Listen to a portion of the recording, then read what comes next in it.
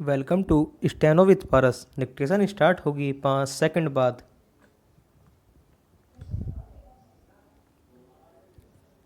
Start. सभापति महोदय, आज हमारे देश में जो ऊपर से लेकर नीचे तक शिक्षा दी जा रही है उसमें व्यवस्था ही एक कारण है जिसकी वजह से शिक्षा का स्तर गिरता जा रहा है। मेरा अपना विचार है कि जो शिक्षा प्रणाली है और जिस रूप में शिक्षा दी जा रही है वही अनुशासनहीनता का भी कारण है। अपने देश और प्रदेश में हर एक की अपनी अपनी भाषा है और वह बालक जो इस देश में पैदा हुआ है, जो अपनी मातृभाषा की गोद में पला है, उसको यदि अपनी मातृभाषा में ही शिक्षा दी जाए तो मेरा विचार है कि शिक्षा का स्तर ठीक हो सकता है।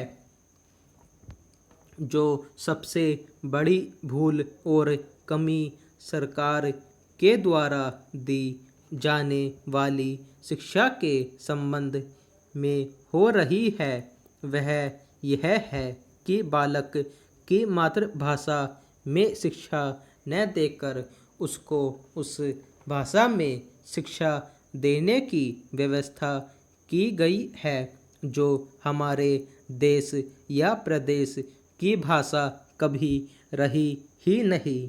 मेरा अभिप्राय विदेशी भाषा अंग्रेजी से है। मैं यह मानकर चलता हूँ कि जब से यह भाषा इस देश में आई है, चाहे वह किसी कारण से आई हो, इसे आप भी और इस माननीय सदन के सदस्य भी जानते हैं कि उससे बुरे परिणाम ही निकले हैं, कोई भलाई नहीं हुई है। इस देश को जो हानि हुई है वह किसी से छिपी नहीं है।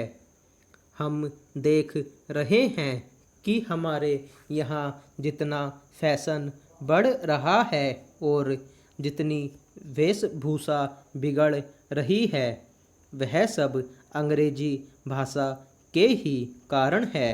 पहला, जिस समय यहाँ पर अंग्रेजी का राज्य था, प्रायः यह देखने को मिलता था कि वे लोग जो विशेष कर के किसी न किसी तरह से सरकारी पक्ष के ही होते थे, अंग्रेज़ों से मिलने के लिए जाते समय अंग्रेजी वेशभूषा का ही प्रयोग करते थे।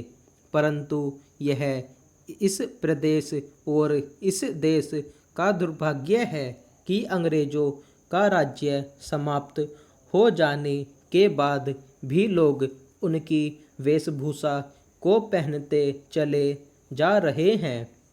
इससे जो प्रभाव हमारे देश के फैशन पर पड़ा उससे लाभ के बजाय हानि ही हुई है और हो भी रही है। मेरा ऐसा विचार है कि अंग्रेजी वेशभूषा से इस देश को बहुत हानि हुई है। भारत की गौरवपूर्ण सभ्यता और संस्कृति के संरक्षण पर पर्याप्त ध्यान देने की आवश्यकता है। स्टॉप।